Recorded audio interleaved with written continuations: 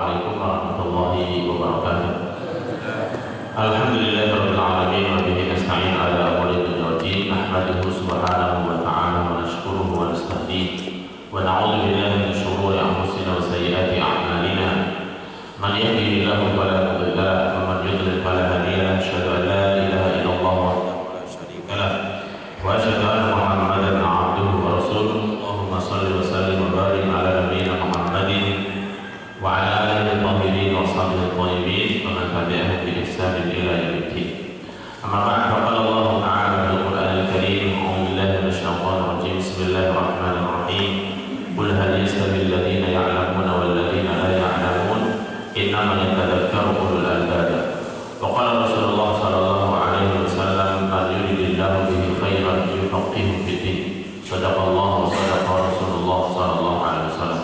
Hadirin jemaah salat subuh Masjid Istiqomah yang dirahmati Allah Subhanahu wa taala, segala puja dan syukur senantiasa kita panjatkan kepada Allah, dan salawat serta salam semoga senantiasa tercurah kepada Rasulullah sallallahu alaihi wasallam. Insyaallah kita akan melanjutkan kajian kitab Fikih Sunnah karangan Syekh Sabiq. Pada pertemuan sebelumnya kita memasuki subbagian yang baru, yaitu tentang masalah syurutus shalah, yaitu syarat salat. Kalau kita membaca buku fikih yang lain biasanya ada syarat sholat ini dibagi menjadi dua, yaitu syarat wajib dan syarat sah. Syarat wajib itu adalah kapan seseorang mendapatkan kewajiban untuk sholat, atau siapa saja yang berkewajiban mendapatkan perintah sholat. Adapun syarat sah adalah seseorang yang mendapatkan perintah sholat atau berkewajiban melakukan sholat, bagaimana supaya sholatnya itu sah, syarat apa saja yang harus dipenuhi. Ya, intinya hadirin sekalian, baik syarat sah maupun syarat wajib, kedua-duanya berada di luar pekerjaan sholat. Ya, berada di luar pekerjaan sholat. Itu yang membedakan antara syarat dengan rukun, yang mungkin sudah sering kita mendengar perbedaan antara syarat dengan rukun. Kalau syarat, hadirin sekalian, berada di luar kewajiban itu sendiri. Maksudnya kalau kewajiban itu sholat, maka syarat ini berada di luar sholat. Kalau rukun itu berada di dalam sholat. Ya, contohnya misalnya wudhu itu adalah syarat sahnya sholat. Seseorang tidak sah sholatnya tanpa wudhu, namun wudhu itu keluar ataupun di luar dari pekerjaan sholat itu sendiri. Ya, begitu juga syarat-syarat yang lain. Nah, adapun rukun, ini misalnya rukun sholat adalah membaca Al-Fatihah, ataupun niat, ataupun ruku, ataupun i'tidal. Ya. Dan sholat tidak sah tanpa pekerjaan-pekerjaan tadi, tanpa baca Al-Fatihah, tanpa niat, sholat tidak sah. Dan kedua hal itu berada di dalam sholat. Ya, ini secara sekilas perbedaan antara syarat dengan rukun. Adapun syarat sholat, hadirin sekalian, kemarin sudah kita bahas ya sampai poin yang kelima. Saya ulangi saja. Nomor 1 adalah syaratnya seseorang harus mengetahui masuknya waktu sholat. Artinya sholat itu punya waktu. Ya, tidak boleh sholat zuhur dilakukan jam 8 pagi atau dilakukan di luar waktu sholat. Jadi seseorang harus mengetahui waktu sholat. Kalau dia tidak yakin misalnya berada di satu tempat ya, apalagi kondisi cuaca mendung, maka harus diperkirakan benar-benar waktu ini sudah masuk waktu sholatnya. Kalau misalnya ada matahari dan sebagainya, itu bisa dilihat dari bayang-bayang. Ya, kecuali kalau sekarang misalnya orang di kemana-mana bawa handphone ya, ada jam tangan dan sebagainya, hal itu juga bisa menjadi tanda masuknya waktu sholat ya. Kemudian yang kedua adalah at-taharah minal hadatsil akbar wal asghar. Seseorang harus suci dari hadas, baik hadas kecil maupun hadas besar. Kemudian yang ketiga harus suci dari najis. Yang suci dari najis ini adalah tempat kita sholat, pakaian yang kita gunakan untuk sholat, ini harus suci dari najis. Ya. beda antara hadas dengan najas. Kalau hadas itu ada di dalam sifatnya batiniah, tidak kelihatan. Dan itu cara bersucinya dengan berwudu. Kalau hadas besar dengan mandi. Tapi kalau najas ataupun najis, cara bersucinya dengan dicuci. Jadi hadas itu tidak membatalkan wudu ya. Kalau najis itu tidak membatalkan wudu. Misalnya seseorang habis wudu, berarti telah mengangkat hadas yang tadinya mungkin kentut, kencing, ya, buang hajat dan sebagainya. Itu seseorang bisa kembali suci dengan cara berwudu. Ya, tentu otomatis setelah ya cebok dan sebagainya, ini perkara lain. Nah, tapi kalau misalnya seseorang setelah wudu dan dia terkena kotoran, misalnya kotoran ayam, ya, ataupun kotoran cicak, misalnya, maka orang tersebut terkena najis. Hal ini tidak membatalkan wudu, tapi mengharuskan dia harus mencuci najis tersebut. Ya, begitu juga seseorang misalnya habis wudu, dia dijilat anjing, maka otomatis kan dia terkena najis. Kewajiban yang harus dia lakukan supaya bersih dari najis adalah mencucinya. Ya, mencucinya itu ketika jilatan anjing itu adalah najis yang mughalladzah, najis besar ya, sehingga ada caranya pun dengan usaha yang lebih. Ya. Kemudian yang keempat, satrul aurat, yaitu menutup aurat. Menutup aurat ya, tentu kita sudah bahas kemarin batas aurat laki-laki dan batas aurat perempuan ketika sholat ya. Kalau perempuan ini wajahnya dibuka ketika sholat pada umumnya ya. Kalau laki-laki ini batas auratnya kan antara pusar dengan sampai lutut.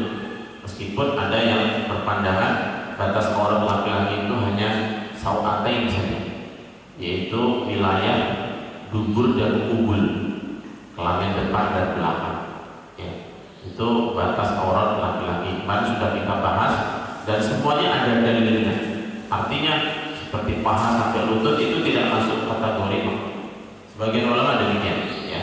Namun sebagian yang lain berpandangan aurat laki-laki itu antara pusar dan lutut. Bagaimana menggabungkan kedua hadis yang menunjukkan hal itu? Ya, maka sebagian ulama memahami adapun seperti paha sampai lutut ini adalah bagian dari batas-batas kepatutan, batas-batas adat, begitu ya. Misalnya seseorang yang punya status sosial ya, seorang kiai ataupun ya seorang yang pandang, kemudian jalan-jalan pakai celana pendek hanya kaos saja, itu kan sesuatu yang tidak norma pun juga tidak membenarkan hal itu. Ya. Namun secara hukum, kalau kita membahas secara hukum, bagaimana hukumnya? Misalnya pemain bola muslim, pemain bola menggunakan celana pendek yang setengah paha itu. Nah, kalau kita bahas secara hukum, maka hukumnya demikian. Bagi mereka yang berpandangan bahwasanya paha itu adalah aurat, sebagaimana hadis Rasulullah ketika melihat seorang sahabat namanya dari Jauhar ya, Jurhud qala marra Rasulullah sallallahu alaihi wasallam wa alayya burdatun wa qad inkashafat fakhidhi. Dari Jurhud mengatakan, suatu hari Rasulullah bertemu denganku ya, dan aku menggunakan burdah, kain buatan Yaman, dan pahaku tersingkap. Maka Rasulullah mengatakan, waqti fakhidai fa innahu aurat. Tutuplah pahamu karena sesungguhnya ia adalah aurat. Ini ucapan Rasulullah. Tapi di saat yang sama Rasulullah pernah suatu hari di rumah ya, di rumah duduk dalam keadaan pahanya tersingkap. Tidak lama kemudian ada tamu, yaitu Abu Bakar, Umar, keduanya bertamu dan Rasulullah masih dalam keadaan tersingkap pahanya. Giliran Utsman bin Affan datang, Rasulullah segera menutup pahanya. Nah, logikanya hadirin sekalian, kalau paha itu adalah aurat, maka tidak boleh dilihat oleh siapa saja. Tidak boleh dilihat orang yang bukan, ya kan gitu. Ya, tapi Rasulullah kan tetap melakukan hal itu ketika datang Abu Bakar dan Umar, kecuali ketika datang Utsman bin Affan. Ketika sudah selesai, kamu sudah pergi, maka Aisyah radhiyallahu anha bertanya, ya Rasulullah, kenapa ketika Abu Bakar dan Umar datang, engkau masih berada dalam posisi seperti tadi, tersingkap paha? Sementara ketika datang Utsman, engkau segera menutup paha. Maka Rasulullah mengatakan, kalau mimman yastahyi minhul malaika, tidakkah aku malu dengan seseorang yang malaikat saja malu dengannya? Jadi malaikat itu malu dengan Utsman bin Affan. Kenapa malu dengan Utsman? Utsman itu adalah orang yang sangat pemalu dalam hal berbuat maksiat. Jadi beliau itu sangat malu, sehingga malaikat saja itu segan ya, dalam bahasa hadis itu malu. Dari hadis ini maka para ulama berpandangan paha itu bukan aurat. Ya, tapi sekali lagi ada dua hadis yang membicarakan tentang itu, dan kedua-duanya hadis sahih. Kedua-duanya hadis sahih. Oleh karena itulah kemudian sebagian ulama menggabungkan antara kedua hadis itu. Adapun tadi yang mengatakan bahwasanya paha itu aurat, artinya batas aurat laki-laki itu adalah dari pusar sampai lutut ya, maka itu sebagai bagian dari bentuk kehati-hatian dan juga kepatutan ya, adab yang ada dalam kehidupan kita. Namun secara hukum ya boleh-boleh saja seseorang berpandangan bahwasanya paha itu bukan aurat.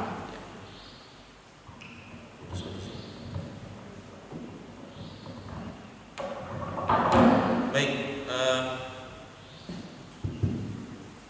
berikutnya hadirin sekalian yang dirahmati Allah Subhanahu wa taala.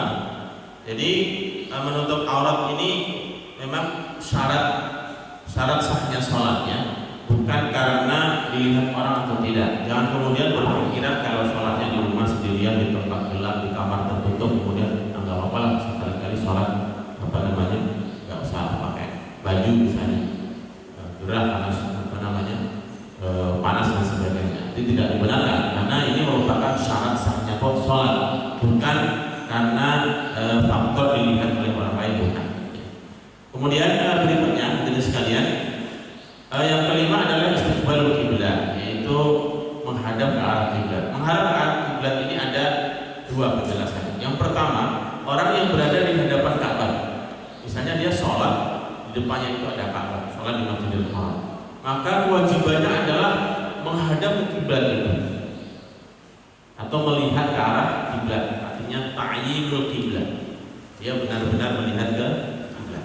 Tapi bagi orang yang berada di luar wilayah Ka'bah, atau misalnya sudah di luar masjid sekalipun ya, maka yang diwajibkan adalah syatrul Masjidil Haram, menghadaplah ke arah. Kalau tadi benar-benar menimbang ke arah ke Ka'bah, kalau ini diwajibkan ke arah sana. Kalau misalnya kaum muslimin berada di Indonesia, dia ke arah barat, karena posisi Jazirah Arab ataupun Mekah itu di sebelah barat Indonesia, gitu ya. Bagi orang yang berada di daerah Afrika seperti Mesir, ya, ataupun ke arah barat sana, maka dia menghadap ke arah timur. Begitu seterusnya. Bagi mereka yang berada di daerah Palestina, Syam, Jordan, Syria, maka mereka menghadap ke arah selatan. Kalau negara Yaman dan sebagainya, maka dia menghadap ke arah utara, dan seterusnya ya, sesuai dengan wilayah di mana dia berada di luar Jazirah Arab atau di luar Mekah. Adapun di Ka'bah, di wilayah Ka'bah itu sendiri, maka orang sholat bisa berhadapan-hadapan. Ya, yang jamaah sana menghadap ke barat, sebagian ke arah timur, ke selatan, dan seterusnya, sesuai dengan posisinya di samping Ka'bah. Ini menjadi syarat sahnya sholat ya, seseorang yang sholat harus menghadap ke arah kiblat. Bagaimana ketika seseorang selesai sholat kemudian baru sadar kalau kiblatnya itu salah? Maka ketika waktunya masih ada, dia diperintahkan untuk mengulangi sholatnya. Kalau waktunya masih ada, kecuali kalau dia sadar dan waktunya sudah berlalu, maka sholatnya dianggap sah ya, karena dia tadinya berkeyakinan sholatnya menghadap ke arah kiblat. Ya. Matanya sebetulnya istiqbalul kiblat. Ya. menghadap kiblat ketika sholat. Yang pertama, sholat nafil liraqib, yaitu sholat sunat ketika seseorang berada di atas kendaraan. Ya, yajuzu liraqib an yantafila ala rahilatihi yumi'u birruku' wasujud. Seseorang yang sholat ya di atas kendaraannya, sholat sunnah kalau di sini disebutkan, maka dia sholat sesuai dengan kemana arah kendaraan itu berjalan, gitu ya. Ya logikanya memang demikian. Kalau kita berada di atas pesawat atau kereta atau bis, nggak mungkin kita muter kendaraannya, ya kan. Oleh karena itu kita sholat menghadap kemana kendaraan itu berada, ya. Kemudian yang ke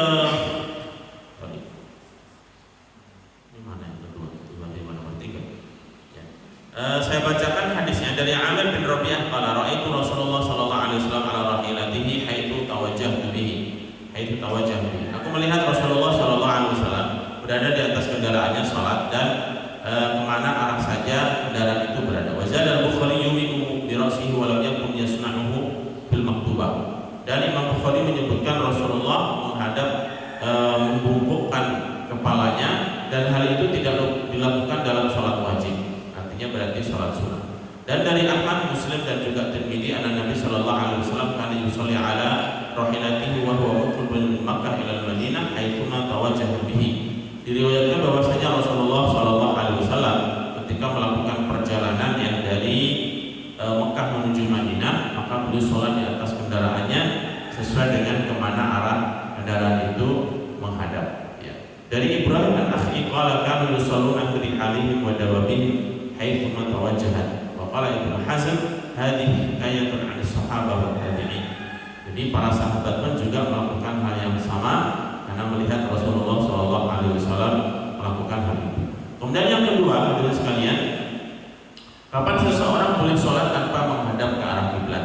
Ya, kalau tadi sholat sunnah di atas kendaraan, yang kedua ini adalah sholatul mukrah wal marid wal khaif, yaitu sholatnya orang yang terpaksa, kemudian sholatnya orang sakit, dan berikutnya sholatnya orang yang ketakutan. Nah, kalau orang dalam keadaan terpaksa yang dimana dia tidak bisa melakukan sholat menghadap ke arah kiblat, ya, al-khaif wal mukrah wal marid yajuzu lahu as-shalat li ghairi al-qiblah idza ajizu an istiqbaliha.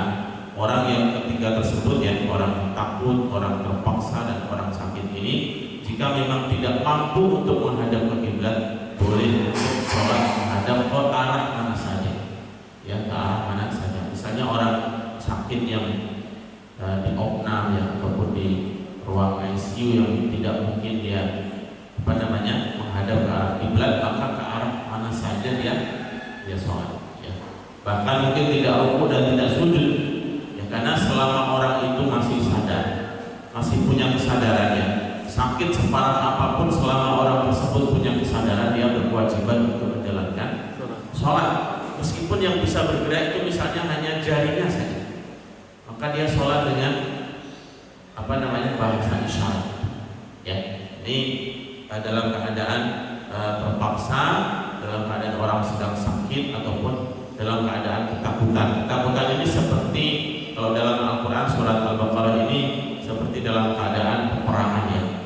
Nah, kalau sholat normal, ya, mungkin keburu diserang oleh musuh, terbunuh dan sebagainya, maka seseorang boleh sholat dalam keadaan apapun, bahkan dalam keadaan berlari maupun di atas tunggangannya, itu mereka boleh sholat.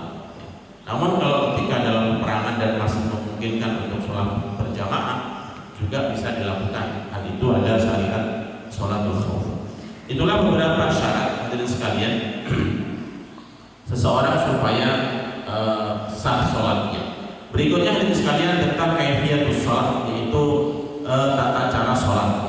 Ja'atil hadits an Rasulillah mubayyinatan kaifiyatus shalah wa sifatuha. Dan banyak beberapa hadis yang menjelaskan tentang tata cara sholat. Namun hadirin sekalian, hadis-hadis yang ada di dalam semua kitabnya, tidak ada satu hadis pun yang menjelaskan tentang ini rukun, ini sunnah, ini mubah. Siapa yang menjelaskan hal itu? Para ulama. Jadi para ulama itu menjelaskan, mengistimbat. Yang mengistimbat itu menggali hukum dari dalil-dalil yang ada. Kemudian mereka menyimpulkan, oh ini termasuk kategori rukun, ini termasuk kategori syarat, ini termasuk kategori mubah, sunnah, dan seterusnya. Jadi tidak semua gerakan atau bacaan yang ada dalam sholat itu semuanya masuk kategori wajib, tidak. Dan juga tidak semuanya masuk kategori sunnah. Ada gerakan-gerakan sholat yang masuk kategori wajib dan ada yang masuk kategori sunnah. Sebagaimana juga bacaan-bacaan dalam sholat itu ada yang masuk kategori wajib, ada yang masuk kategori sunnah. Yang menjelaskan hal itu adalah para ulama. Adapun para sahabat pun juga pada masa itu belum ada istilah rukun sholat, syarat sholat, tidak ada pada masa itu.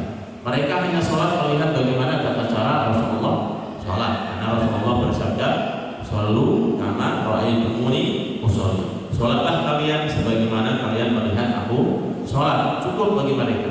Ya. Adapun kita kan tidak melihat Rasulullah langsung dan juga tidak melihat para sahabat sholat. Oleh karena itu yang bisa kita lakukan adalah berdasarkan hadis-hadis yang sampai kepada kita yang dijelaskan oleh para ulama. Ya.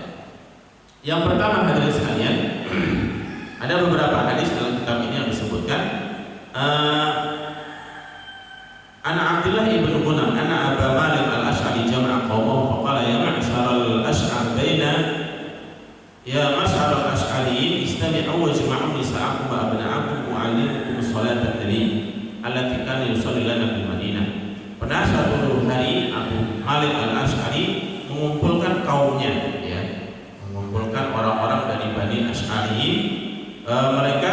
Beliau menyuruh kepada kaumnya, wahai kaumku, kumpulkanlah, berkumpulan laki-laki kalian, anak-anak kalian, istri-istri kalian, kumpulkanlah, karena aku akan mengajarkan kepada kalian bagaimana tata cara sholat yang dilakukan oleh Rasulullah SAW. Fastama'u jama'u nisa'ahum wa abna'ahum fatawadda'a wa arahu kaifa yatawadda' fa ahsal wudu' ila amakinahu hatta al-fay'. Ya, maka Abu Malik al-Ash'ari mengumpulkan kaumnya, laki-laki, perempuan, anak-anak semua dikumpulkan dan kemudian dijelaskan tentang tata cara wudu, diberikan contoh tata cara wudu. Ya. Karena hadis tentang wudu ini juga banyak dari sekalian. Maka saat ini ataupun di era setelah sahabat ini, para ulama pun juga akhirnya berbeda pandangan dalam tata cara wudu. Perbedaan ini tidak sampai membuat batalnya wudu, bukan ya, tapi perbedaan yang sifatnya tanawur saja, keberagaman. Contohnya mengusap rambut ada yang cukup sebagian rambut saja, ya, diusap, dan ada sebagian yang mengusapnya seluruh rambut dari depan sampai belakang. Ya, karena memang hadis-hadis yang berbicara tentang mengusap rambut saat wudu itu banyak. Dalam beberapa riwayat juga memang banyak. Rasulullah suatu saat berwudu dengan membuka imamahnya. Membuka apa? Imamah itu adalah surban, ya, surban yang dililitkan itu, ya, itu namanya imam. Ya, kalau surban yang dikalungkan di pundak begini namanya ridha. Ya. Maka Rasulullah dalam satu riwayat misalnya mengusap rambutnya dari ujung lidah, kemudian sampai ke tengkuk, kemudian balik lagi ke lidah. Dalam satu riwayat Rasulullah itu wudu tidak membuka surban dan diusap bagian ubun-ubunnya, ya, dalam riwayat lain. Sehingga dengan demikian para ulama pun mengambil kesimpulan mengusap rambut itu wajib semuanya atau yang wajib itu sebagian saja. Disinilah kemudian para ulama berbeda pandangan. Intinya kalau kita tidak mau bermadhab, misalnya tidak mau bermadhab, melihat hadis, dan ada sering ungkapan kita sudah kembali pada Quran dan Sunnah saja, ngapain kepada madhab? Hadis Quran Sunnahnya sudah jelas, ya.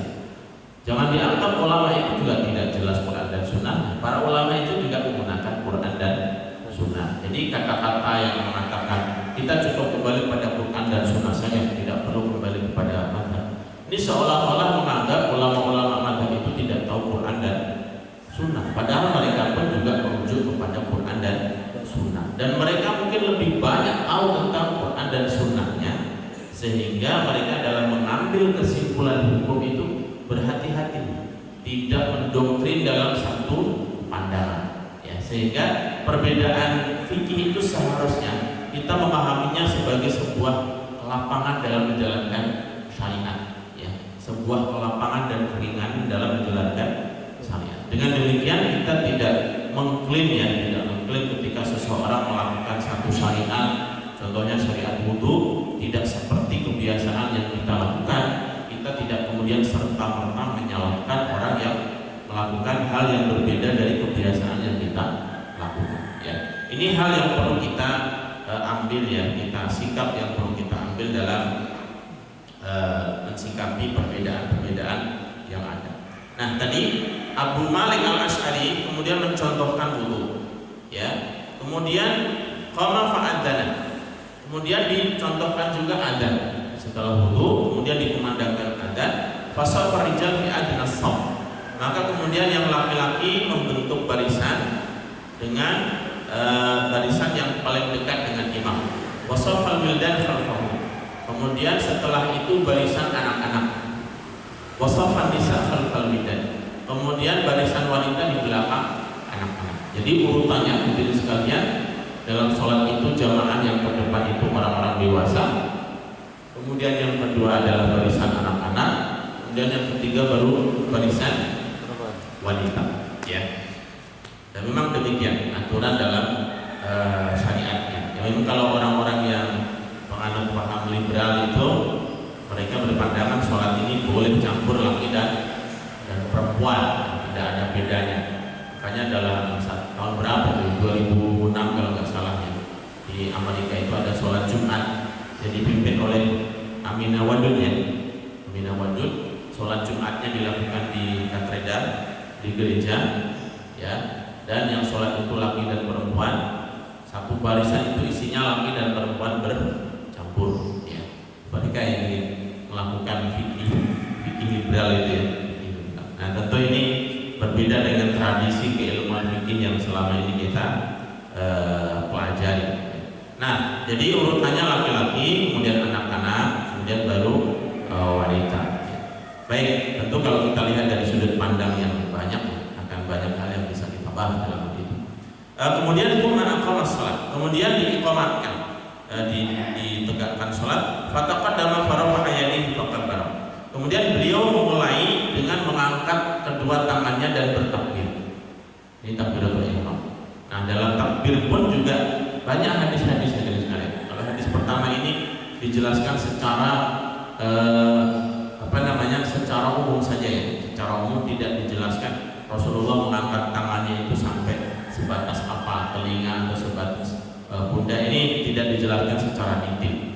Intinya dalam kitab fikih sunnah ini, dari sekalian, Said Sabiq itu ingin berusaha untuk mudah dalam menjalankan fikih, ya, mudah dalam menjalankan fikih. Mengenai nanti mana yang diikuti itu sebenarnya sah-sah saja selama ada dalil. Ya, mengenai mengangkat tangan ketika takbir ini memang ada beberapa riwayat. Salah satunya misalnya karena Nabi Shallallahu Alaihi Wasallam rafa'a yadayhi hasba udunayhi. Adalah Rasulullah ketika sholat beliau mengangkat kedua tangannya itu setinggi telinga. Jadi yang memahami bahwasanya Rasulullah mengangkat tangan setinggi telinga, dia akan mengangkat seperti ini. Allahu, karena setinggi telinga, begitu, ya. Namun dalam hadis lain, dalam satu riwayat juga, karena Rasulullah Shallallahu Alaihi Wasallam yarfa' yadayhi hadfa makibaihi. Adalah Rasulullah ketika sholat mengangkat kedua tangannya itu setinggi bahu. Jadi kalau memahami hadis ini secara literal, maka akan melakukannya seperti ini. Allahu Akbar, ya, setinggi bahu. Ini kadang ada orang yang terlalu semangatnya ini kadang tidak setinggi bahu, ada yang setinggi perut, ya. Ada yang Allah sampai lupa, ya, mungkin dia. Jadi mensikapi hal ini hadirin sekalian, tidak harus sholat membawa meteran, ya, tidak harus. Ya, itu kan perkiraan, maksudnya tidak harus persis banget seperti apa, pasti ada perbedaan, ya. Oleh karena itu hadirin sekalian, mensikapi hal hadis ini, seseorang boleh sholat setinggi telinga, setinggi bahu, kedua keduanya adalah sah karena ada hadis. Namun ada ulama yang berusaha untuk menggabungkan kedua hadis ini. Karena kalau seseorang sholatnya dengan mengangkat terus tangannya setinggi telinga, jadi dia melakukan satu hadis, tapi hadis yang satunya ditinggalkan. Begitu ya. Bagi yang sholatnya mengangkat tangan setinggi bahu terus, berarti dia meninggalkan hadis yang mengatakan mengangkat tangan setinggi telinga. Oleh karena itu, ada sebagian ulama yang menggabungkan pemahaman dari dua hadis ini. Yang dimaksud dengan setinggi telinga dan setinggi bahu adalah Rasulullah itu mengangkat tangannya, ujung-ujung jarinya itu sampai setinggi telinga, adapun telapaknya setinggi bahu. Ini berusaha untuk menggabungkan antara kedua hadis. Sekali lagi ini adalah penjelasan ulama. Adapun bunyi hadisnya seperti tadi, gitu ya. Bunyi hadisnya seperti tadi. Ada yang mengangkat setinggi telinga, ada yang mengangkat setinggi bahu. Oleh karena itu hadirin sekalian, inilah upaya ulama untuk menjelaskan kepada umat bagaimana memahami hadis-hadis yang beragam itu, ya, hadis yang beragam. Oleh karena itu ini hal yang hal yang fleksibel. Lebih-lebih belum lagi kalau kita berbicara. Ini orang kadang sampai semangatnya saling menyalahkan hanya karena faktor mengangkat tangan ketika takbir.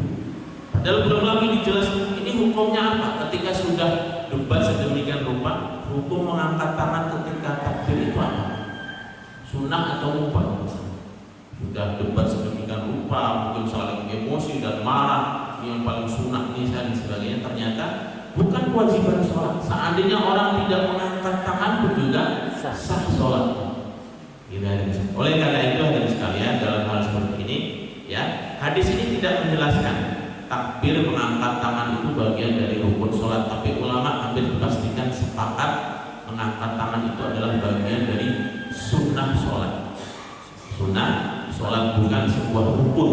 Ya, rukun itu ketika ditinggalkan maka tidak sah sholatnya.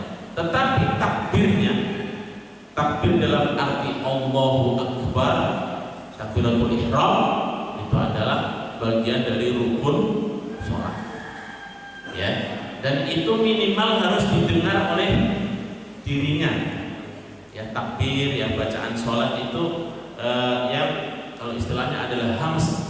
Hams itu suara yang didengar oleh dirinya sendiri. Allahu Akbar. Yang jelas ya Allahu Akbar.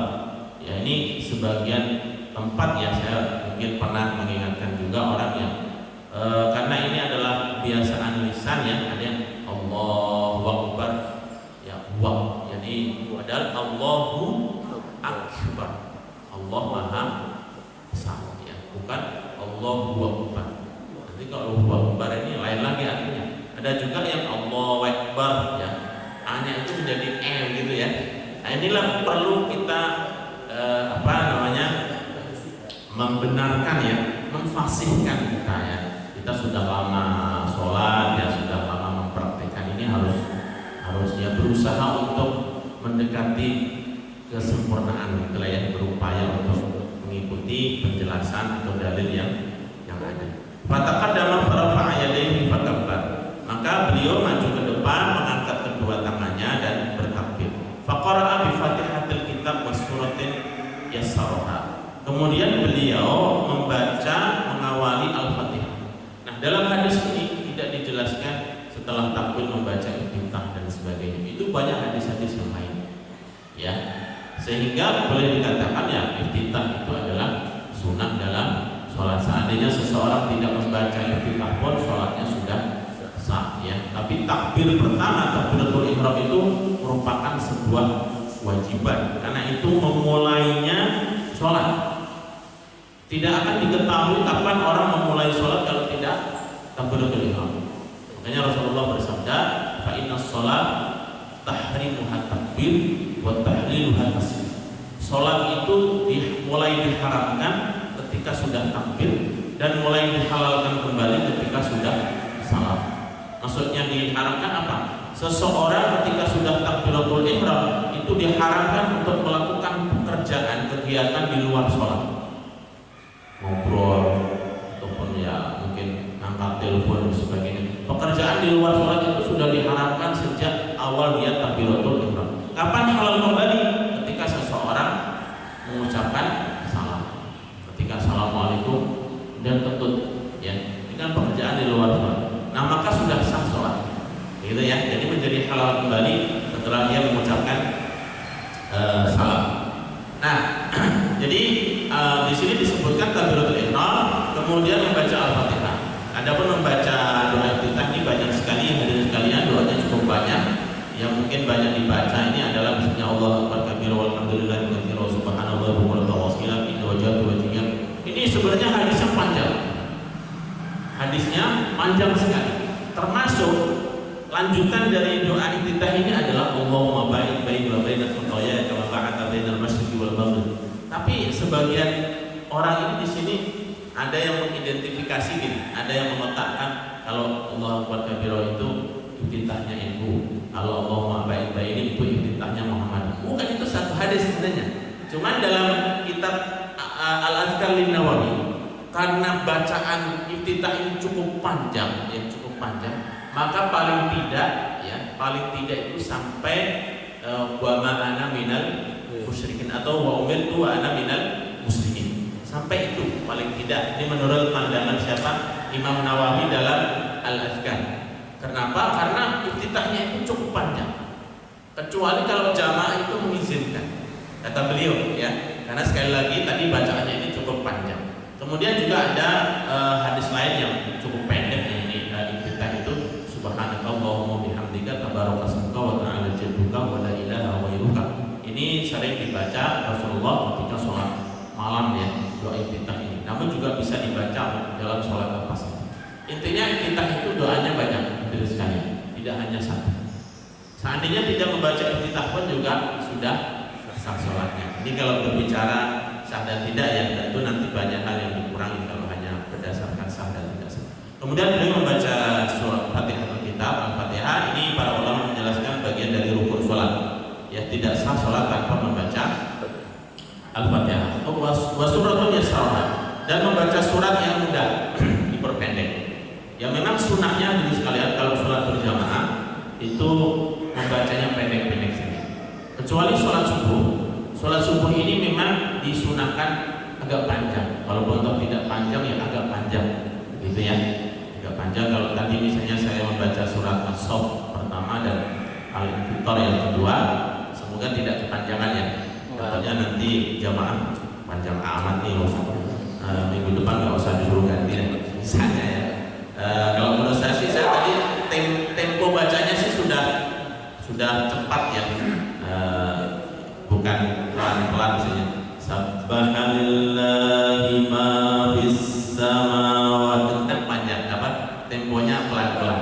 Ya, mungkin itu nanti jamaah sudah banyak yang garuk-garuk ya kan. Tapi kalau dibaca agak cepat biasanya agak meringankan. Intinya hadirin sekalian, ketika sholat berjamaah itu bacaannya yang ringan-ringan saja. Ringan bagi sang pembaca, ringan juga bagi jamaah. Jangan memaksakan, ya. Kalau kita baru menghafal, baru ikut tahsin sekali, baru percobaan hafalannya, masih peletok-peletok, udah digunakan imam sholat. Ya. Jadi apalagi sholat jahriyah, sholat yang suaranya kedengaran. Jadi yang gelisah itu makmumnya, ya. Baru mulai amma yatasa'alun, amma yatasa'alun, 'anil naba'il 'azim, berhenti mikir. Imamnya yang benerin ya, imamnya bener. Atau mungkin salah. Makanya yang mudah. Faqra'u ma tayassara minal Qur'an. Bacalah yang mudah bagi kalian dari Al-Qur'an. Kalau memang hafalnya kulhu dan kulya, ya baca itu saja. Enggak ada masalah. Salat itu sudah sah ya, sudah sah.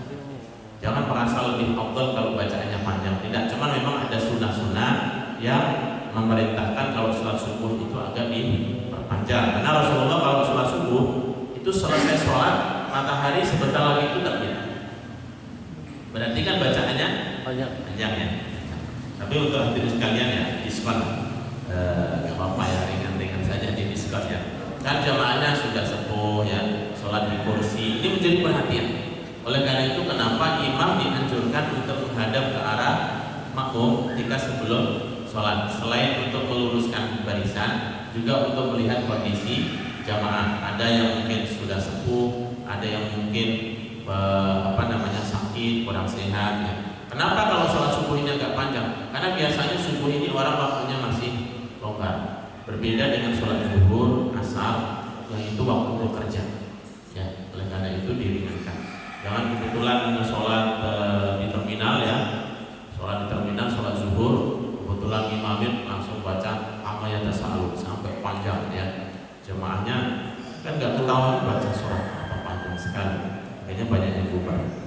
Sorry, intinya ini membaca Al-Fatihah dan surat. Ya. Sedikit hadirin sekalian, membaca Al-Fatihah ini hukumnya rukun dalam sholat. Tidak sah sholat tanpa membaca Al-Fatihah. Hanya saja perbedaan nanti apabila sholat berjamaah. Ketika sholat berjamaah ini memang para ulama berbeda pandangan. Kenapa mereka berbeda pandangan? Karena memang ada dalil-dalilnya. Kenapa ada dalilnya kok justru berbeda pandangan? Karena dalilnya itu sifatnya umum tadi. Sehingga para ulama untuk menjustifikasi pendapatnya ini wajib atau ini tidak wajib, itu ya mereka berbeda pandangan. Dalam mazhab Syafi'i, seseorang baik itu sendiri maupun berjamaah, dia wajib membaca Al-Fatihah. Dengan catatan ketika masih berkesempatan.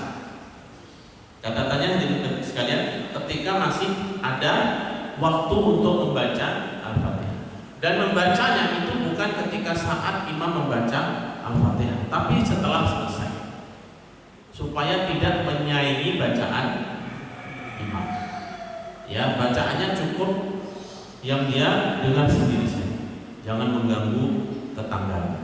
Ya, ini ketika membaca Al-Fatihah. Ya. Nah, apabila tidak berkesempatan, maka insya Allah sah sholatnya. Misalnya, Bapak Ibu sekalian sholat maghrib ya, datang ke masjid, posisi imam sudah membaca surat setelah Al-Fatihah, dan yang dibaca itu Qul ya ayyuhal kafirun. Kemudian ketika masuk masjid, takbiratul ihram, imamnya sudah labuh di hukum waliyadi Allahu akbar hukum.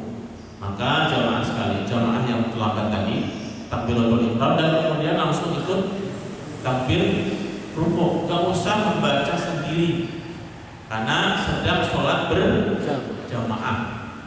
Kalau jamaah itu sholat gerakannya sendiri berbeda dengan imam, itu mendingan sholat sendiri saja. Namanya sholat berjamaah itu mengikuti gerakan imam, gitu ya.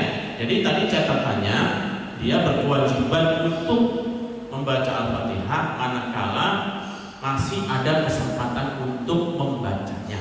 Kalau tidak ada kesempatan, tidak. Ini dalam pandangan mazhab Syafi'i. Dari mana dalil beliau? Di antaranya adalah sabda Rasulullah SAW, la sholata liman lam yaqra bi Fatihatil kitab.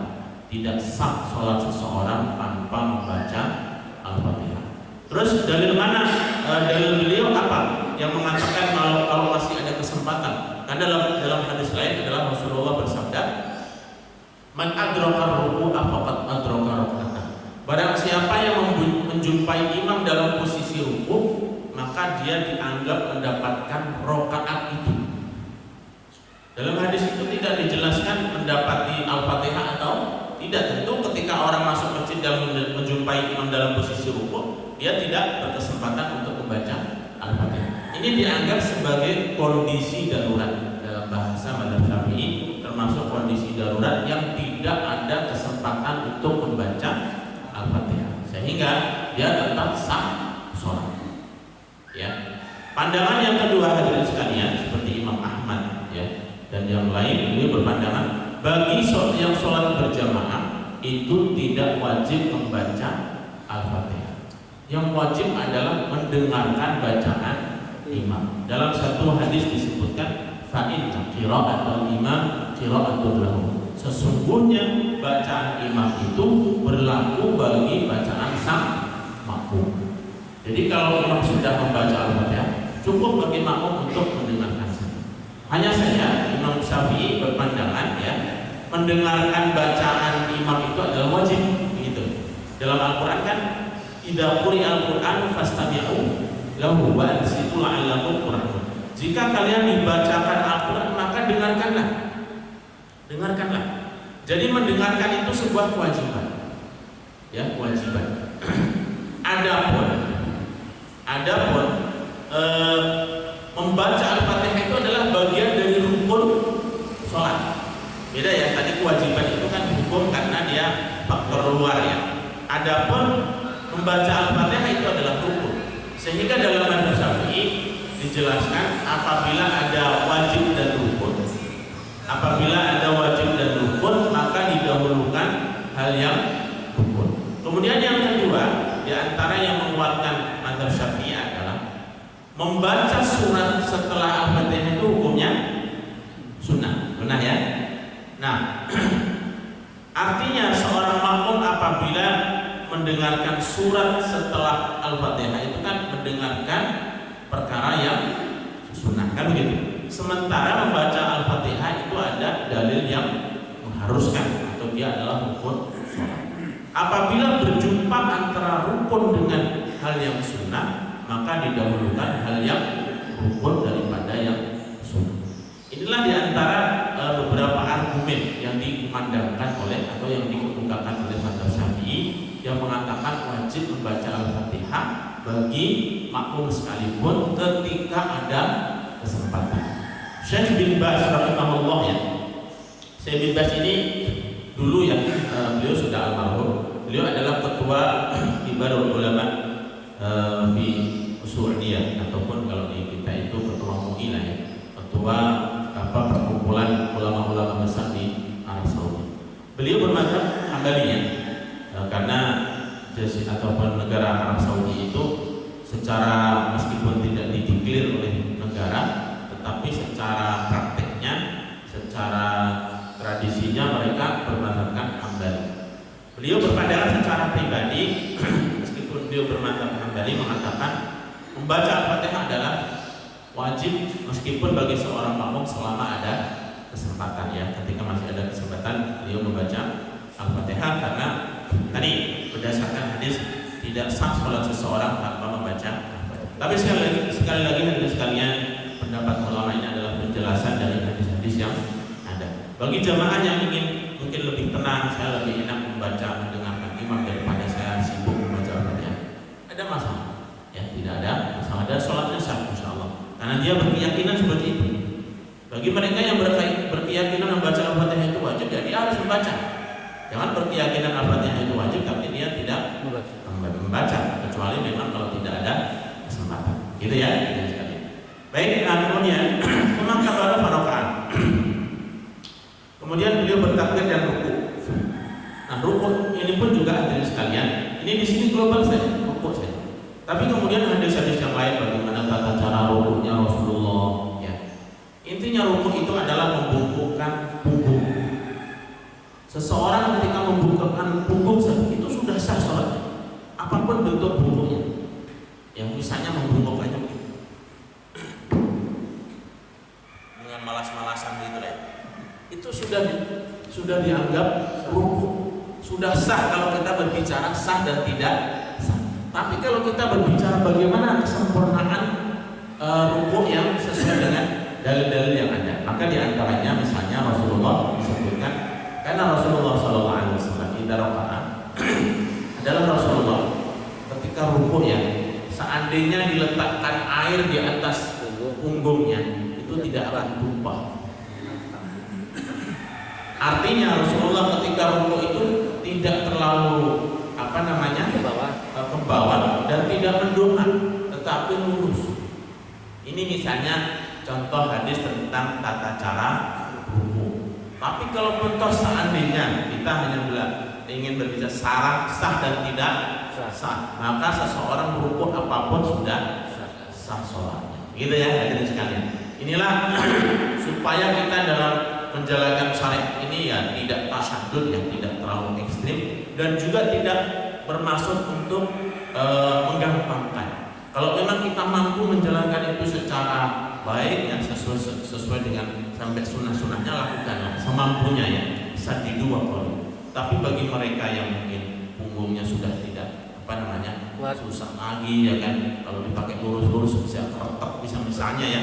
Itu udah hal yang berbeda, kondisi-kondisi yang sifatnya pribadi, termasuk nanti duduk di antara dua sujud, duduk tahiyat itu kan ada standar kapan seseorang itu sudah dianggap sah sholatnya ya. Jadi di sini secara umum saja tsumma kabbara faraka'a, kemudian membaca subhanallah wa bihamdi, subhanallah wa bihamdi 3 kali. Dalil dan doa-doa dalam ruku itu banyak ya. Di antaranya ini hadisnya subhanallah wa bihamdi, subhanallah. Ada subhana rabbiyal azim, subhana rabbiyal azim.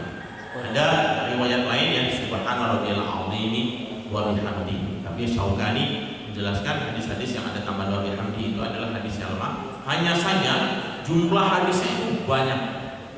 Jumlah hadisnya itu banyak sehingga hadis-hadis yang lemah tadi itu ya, karena jumlahnya begitu banyak sehingga saling menguatkan dia menjadi hadis yang hasan. Sehingga doa dalam ataupun zikir dalam sujud dalam rukuk itu bisa subhana rabbil azim saja atau subhana rabbil azim wa bihamdi. Dan juga ada doa lain misalnya subhanaka Allahumma wa bihamdika Allahumma firli. Ini juga doa dalam rukuk dan juga sujud ya. Kemudian juga doa yang lain subuhun qudusun rabbul malaikati waruh. Ini juga doa dalam rukuk dan sujud dan juga zikir setelah sholat witir. Jadi banyak hadirin sekalian ya doa-doa di dalam rukuk. Tsumma kabbara fa sajada. Tsumma kabbara Tsumma qala, setelah rukuk membaca subhanallah wa bihamdihi 3 kali. Tsumma qala sami Allahu liman hamidahu wastawat qa'iman. Kemudian beliau membaca sami Allahu liman hamidah dan berdiri lurus.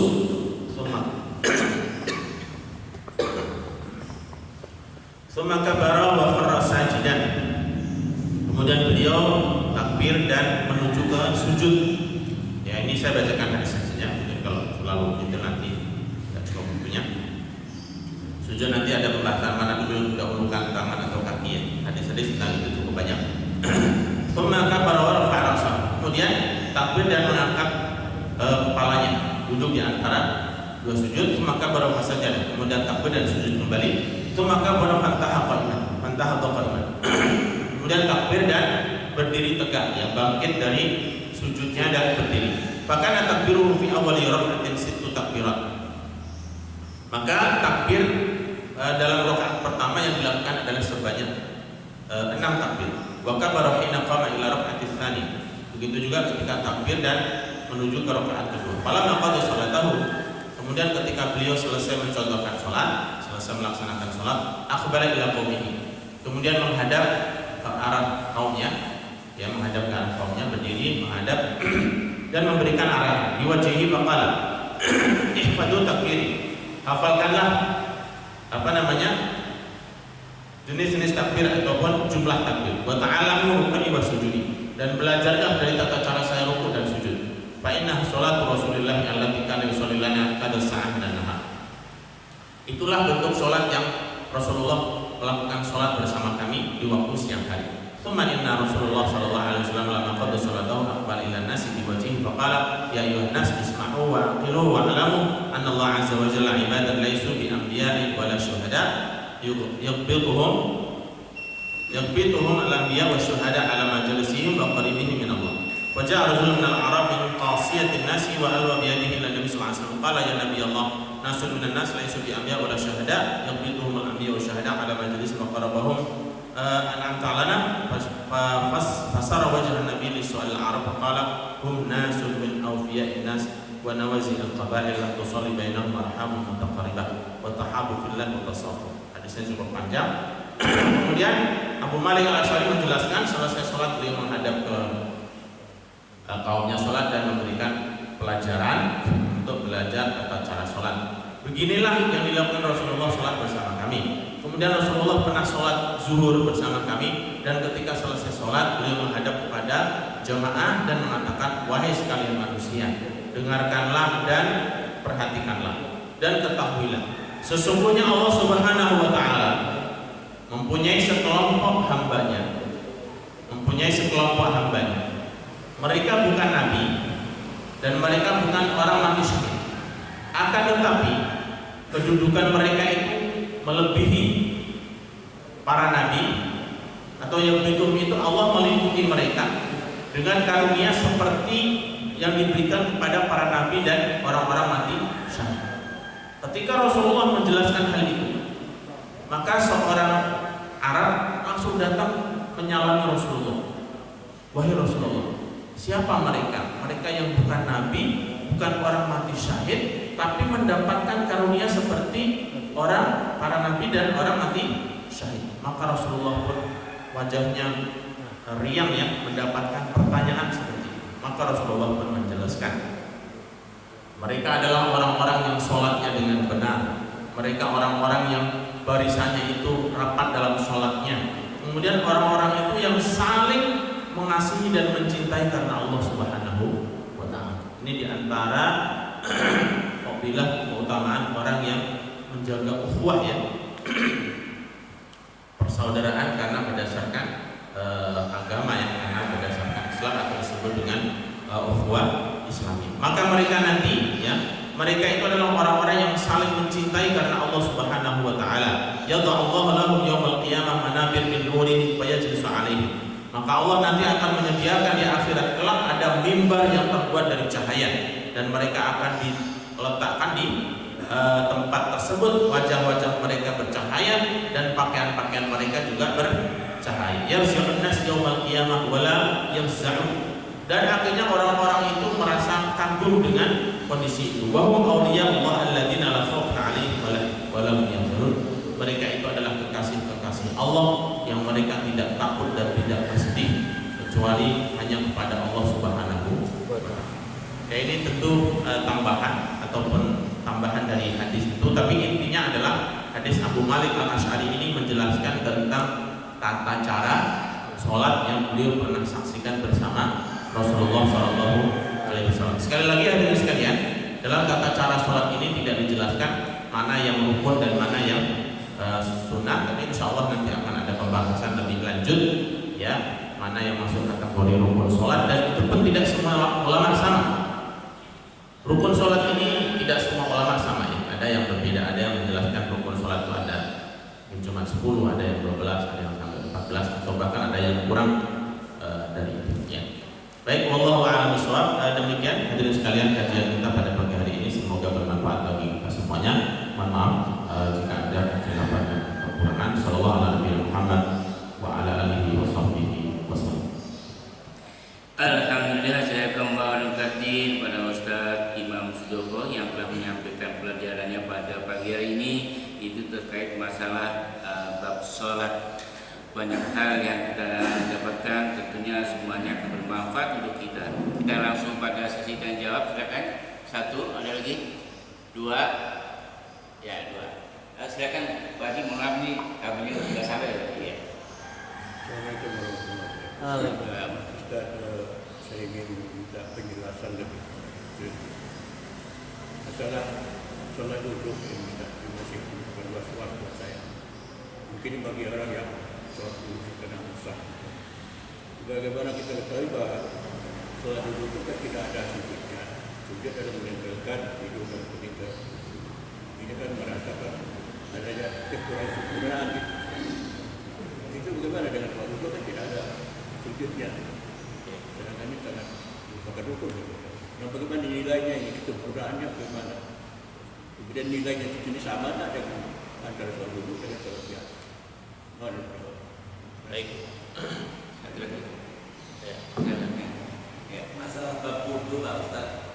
Saya itu kan pernah mandi, habis mandi langsung wudu dalam keadaan telanjang. Ya kan? Yang saya mau tanyakan itu wudu dalam keadaan bugil itu gimana itu Pak Ustaz? Mohon maaf. Baik, yang pertama ya, sholat bagi orang yang dengan keadaan duduk ya bagi, sehingga tidak ada sujud dalam arti sujud yang nempel ke bawah ya. Yang memang syarat sujud itu kan diantaranya sujud di atas 7 anggota, 7 tulang dalam bahasa hadisnya itu ketika sujud Rasulullah sujud di atas 7 tulang atau 7 bagian tubuh. Yang pertama adalah jidat, ya, jidat. Kemudian kedua telapak tangan, berarti 3. Kemudian kedua lutut 5, dan kedua kaki ini apa namanya ujung jari-jari ini ya, 2 berarti kan 7, ya 7. Nah tentu ini adalah kondisi ketika orang yang sholatnya normal, ya orang yang sholatnya normal. Bagi orang yang sholatnya tidak normal dalam tanda kutip, yang misalnya karena uzur, yang dia tidak bisa duduk, tidak bisa rebah ke bawah sehingga sholatnya harus duduk, maka normalnya bagi orang tersebut adalah dengan tata cara itu. Sehingga dengan demikian sholatnya sah karena itu sesuai dengan syariat. Rasulullah SAW menjelaskan, ya, sholat qa'iman, sholatlah dengan cara berdiri. Sholat yang normal itu ada berdiri, rukuk dan sujud. Fa illam tastati' fa qa'idan. Jika tidak mampu maka sholatlah dengan duduk. Wa illam tastati' fa 'ala jambin. Jika dengan duduk pun tidak bisa maka dengan cara berbaring. Ala jambin itu di atas lambungnya. Bukan tiduran ya, beda.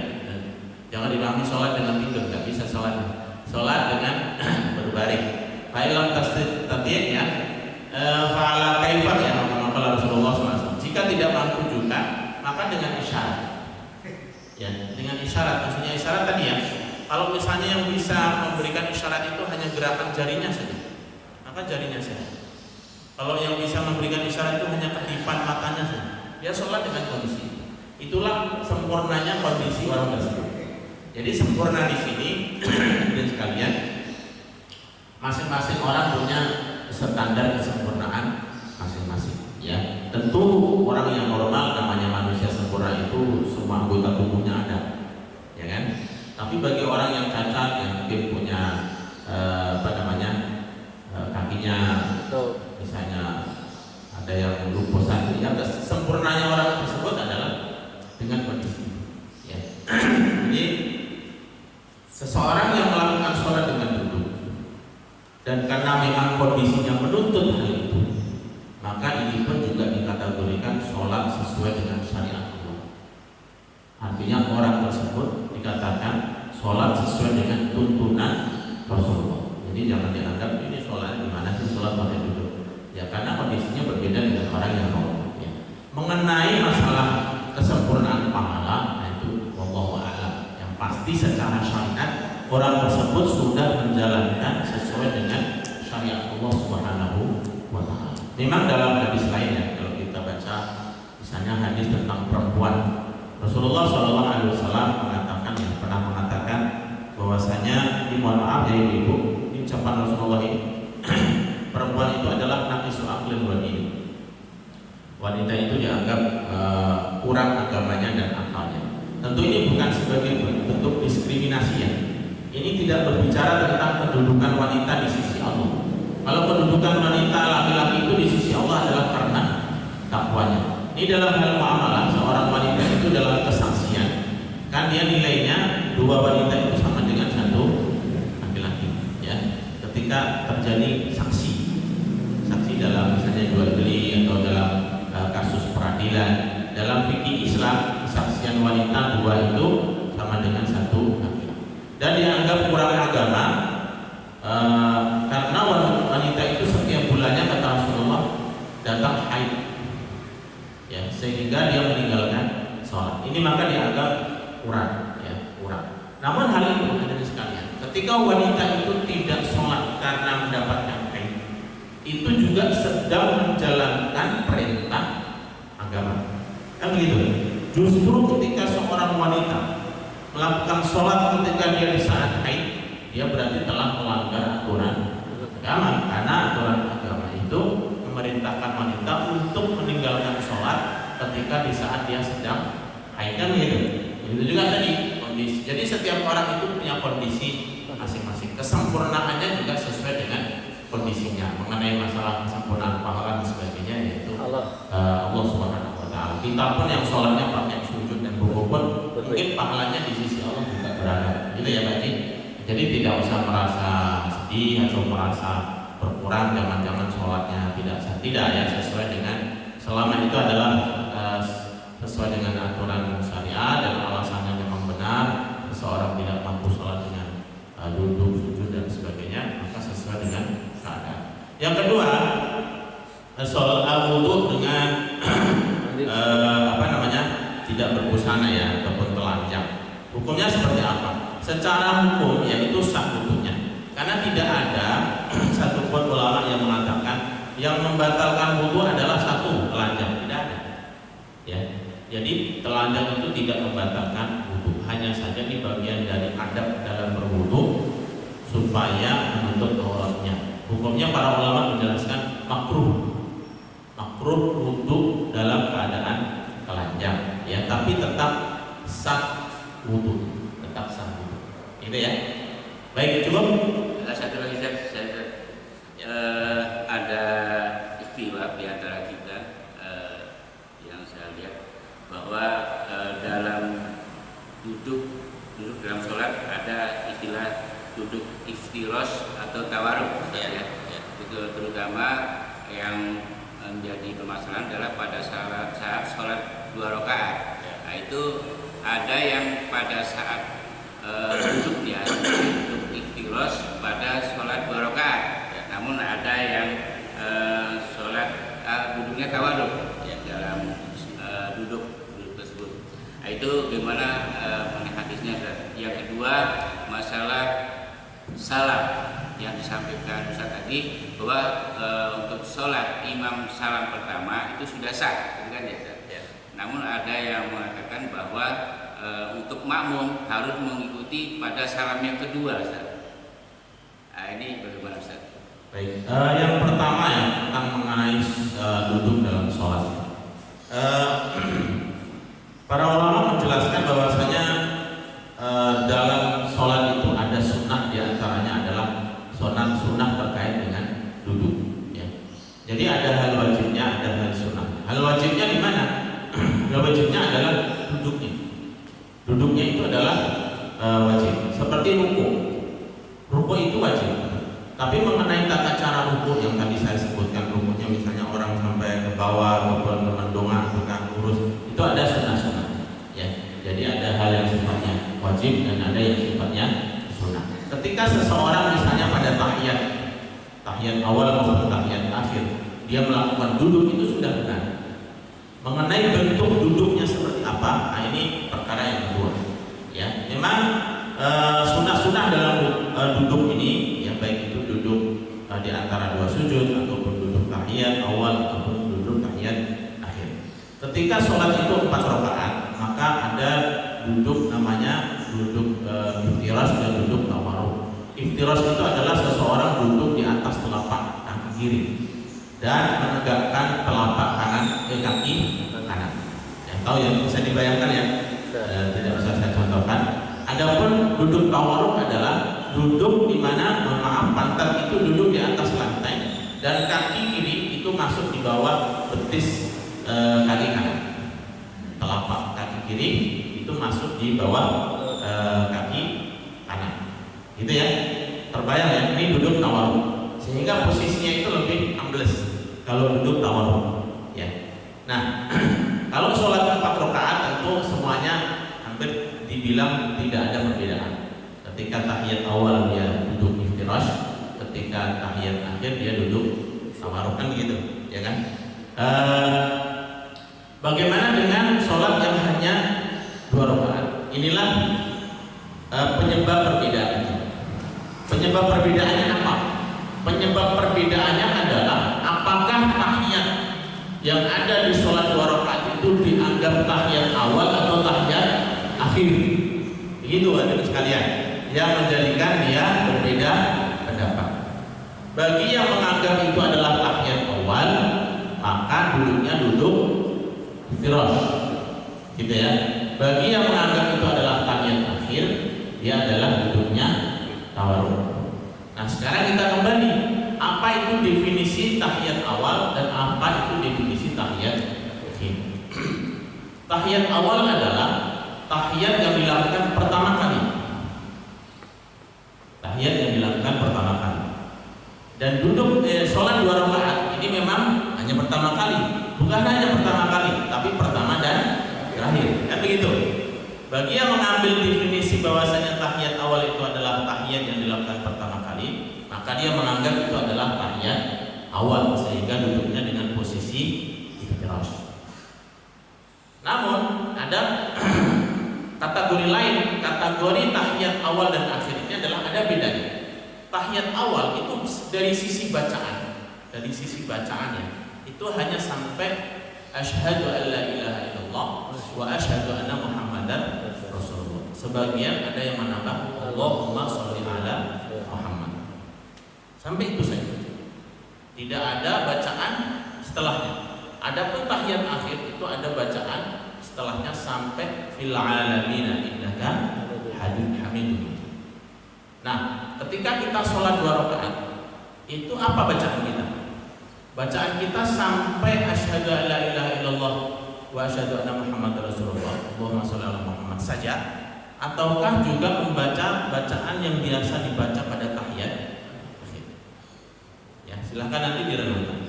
Kemudian kategori yang ketiga, tahiyat awal dan tahiyat akhir ini perbedaannya dari sisi gerakan. Tahiyat awal ini apabila dia selesai, maka dia masih ada bangkit untuk rakaat berikutnya. Ini tahiyat awal. Kategori lain ya, kategori lain. Tadi selain kategori itu kan ada yang mengatakan tahiyat yang dilakukan di awal pertama. Adapun tahiyat akhir adalah tahiyat apabila dia selesai membaca doa tadi yang sampai fil alamin innaka hamidum majid, maka dilanjutkan dengan membaca salam. Nah, maka silakan dikategorikan ketika kita sholat 2 rakaat dan duduk tahiyat itu setelahnya masih berdiri lagi ataukah masih bangkit. Namun bagaimanapun hadirin sekalian, di sini memang perbedaan itu akan senantiasa ada dan itu hal yang tidak ada masalah. Dan bahkan dalam mazhab Abu Hanifah, tata cara duduk dalam tahiyat ini tidak masuk dari bagian sholat. Maksudnya tidak masuk dalam bagian itu, tidak ada sunni, itu duduk saja.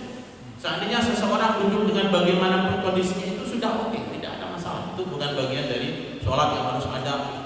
Makanya kalau kita sholat, kalau di Arab ya, yang kita bertemu dengan orang dari berbagai negara, dari Afrika, dari Afghanistan, dari itu sholatnya yang paling tertib itu mungkin kita dari sekali.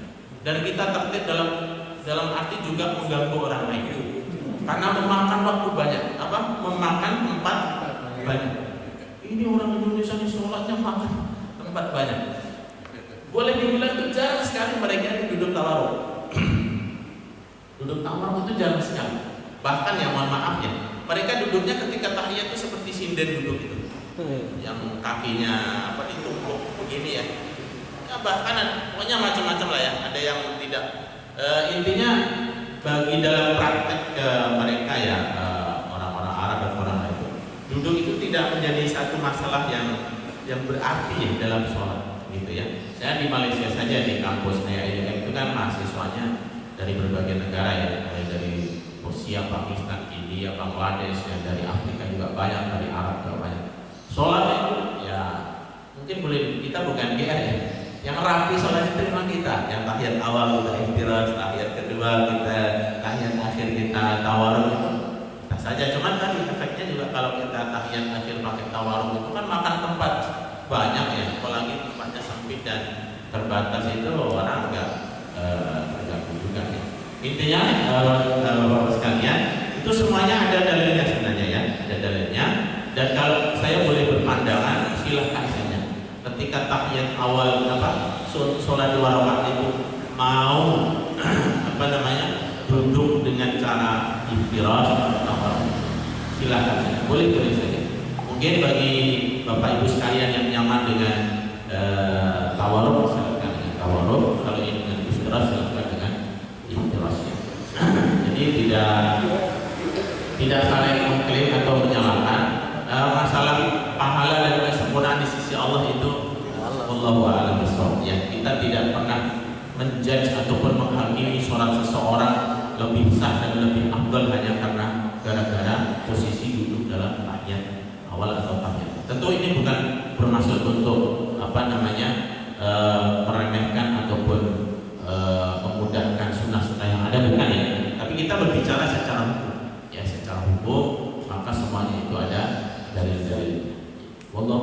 Gitu ya tadi ya. Ya, mengenai salam Ustaz. Oh, mengenai salam ya. Mengenai salam ini memang dalam mazhab Imam Ahmad bin Hanbal itu salam dua-duanya itu adalah wajib. Dua-duanya wajib. Makanya assalamualaikum itu. Dalam mazhab Syafi'i yang wajib itu adalah salam pertama. Salam pertama. Artinya ketika salam pertama itu imam ya misalnya imam salam pertama kemudian dia datang itu sudah sah salat. Ya. Namun bagi makmum ini bukan hanya salam saja. Dalam semua gerakan itu hendaknya makmum itu mengikuti imam. Imam selesai baru dia mengikuti gitu ya. Termasuk takbir. Takbir ya, imam takbiratul ihram. Allahu akbar, imamnya langsung Allah. Jangan membersamai siapa? Membersamai imam. Begitu juga ketika salam. Imam baru assalamualaikum, makmumnya sudah assalamualaikum. Biarkan imam selesai sampai salam yang kedua. Ya. Tapi secara hukum rukunnya sholat dalam mazhab Syafi'i bahwasanya yang rukun itu adalah salam pertama. Seandainya sang imam membaca salam pertama, kemudian makmumnya membaca salam, dia sudah sah sholatnya. Cuma sunnah mengikuti imam tadi itu ya mungkin barangkali dianggap tidak sempurna karena dia seolah-olah membersamai imam. Ya. Jadi anjurannya adalah hendaknya sang makmum itu melakukan gerakan ataupun apa dalam sholat ketika imam sudah selesai, ditandai dengan takbir yang gerakan apa perubahan dari satu gerakan ke gerakan lain. Oleh karena itu catatan seorang imam ini takbirnya jangan panjang-panjang. Ya, Allah panjangan itu ya. Termasuk bangkit dari sujud ke berdiri. Makanya Imam Hanafi itu hanya membolehkan panjangnya takbir adalah sepanjang dia berdiri sendiri. Ini masalahnya orang-orang yang mungkin secara fisik sudah agak berhalangan menjadi imam. Nah, itu saya pernah ada kesalahan karena gerakan antara gerakan dengan bacaan takbir ini berbeda. Ya, dia mengatakan Allahu Akbar, kita kan sebagai makmum langsung bangkit ya kan. Sementara dia gerakannya itu masih proses dari bangkit dari sujud menuju kita makmum berpikir dia tahiyat karena lama, maksudnya ya karena sudah sepuh ya, dia menahan badannya untuk bisa bangkit itu agak lama. Kita pikir dia akan tahiyat, sementara itu baru rakaat pertama atau rakaat ketiga gitu, yang seharusnya bangkit kan gitu. Nah, kita akhirnya mengucapkan apa? Subhanallah, karena kita pikir dia akan duduk gitu. Nah, sementara kita mengucapkan subhanallah, dia itu sudah posisi agak nungging mau berdiri, akhirnya dia duduk lagi kan. Akhirnya kita subhanallah. Jadi memang disinilah ya, ini sebenarnya teknis, cuman seorang makmum itu harus ya yang sehat ya, dia harus tahu fikihnya. Makanya Imam Syafi'i itu meskipun dalam hadis adalah imam hukum aqra'uhum min kitabillah, yang berhak menjadi seorang imam itu adalah yang paling baik bacaannya. Imam Syafi'i memahami yang paling baik bacaan ini adalah yang paling afqah, yang paling tahu tentang hukum agama, khususnya hukum sholat. Karena kalau imam hanya hafal Quran saja, dia tidak mengetahui fikih sholat, hal-hal yang nanti bermasalah terkait dengan masalah-masalah fikih sholat ini bisa menjadi bermasalah. Makmumnya juga bisa menjadi bermasalah. Ya, termasuk tadi teknis gerakan itu. Bagaimana seharusnya menjadi seorang imam? Kalau memang dia sadar gerakannya itu lambat, dia baca takbirnya jangan ketika di bawah. Atau orang yang napasnya pendek, udah dia berusaha dulu berdiri, ya kan? Ketika sudah mendekati berdiri dia Allahu Akbar. Dengan demikian ketika selesai takbir, makmumnya dengar takbir, dia bangkit, posisi dia sudah berdiri, itu, ya. Sehingga tidak ada miskomunikasi antara makmum dan imam. Iya, ini kalau makmumnya melihat dia. Kalau makmumnya berada di luar sana semuanya, yang di dalam semuanya lupa, berantakan. Sono berdiri, sini duduk, ya. Mana sini tahiyat, sono rakaat ketiga, kan begitu. Ya. Baik hadirin sekalian, itu saja mungkin yang bisa saya sampaikan. Mohon maaf atas segala kekurangan.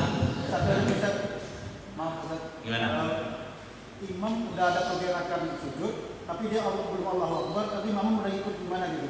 Nggak ada masalah. Ya, jadi kita mengikuti takbirnya.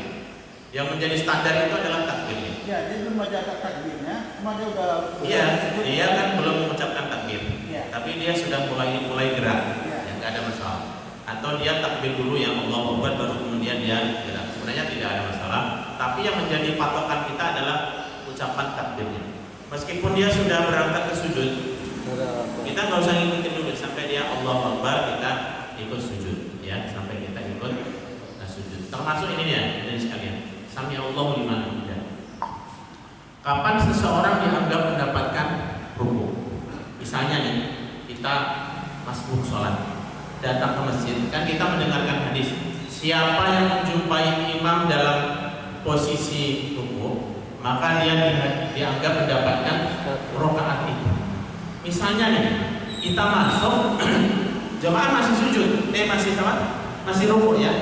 Cuman kita melihat imam itu sudah melakukan gerakan, cuman belum selesai mengucapkan Sami Allahu liman hamidah.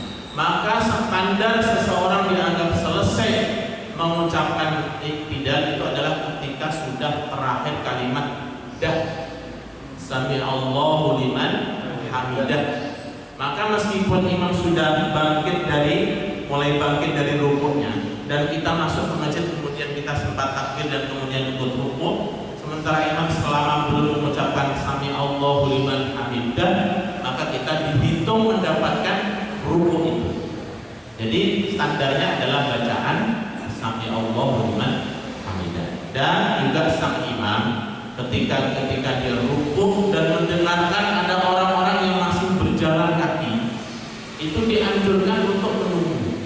Maksudnya memperpanjang rukuknya supaya makmum itu dapat rakaat. Ya, jangan terlalu banyak. Maksudnya kalau yang kebiasaan untuk terlambat terus kita menunggu, nanti yang protes jamaahnya. Yang normal aja, maksudnya masih atas normal. Baik, demikian, mohon maaf segala kekurangan. Alhamdulillah, kita ucapkan terima kasih sekali lagi untuk Ustaz kita. Allah menambah kebaikan untuk beliau dan untuk kita semua. Dan marilah kali kita pada pagi hari ini sama-sama kita duduk dengan hamdalah dan doa.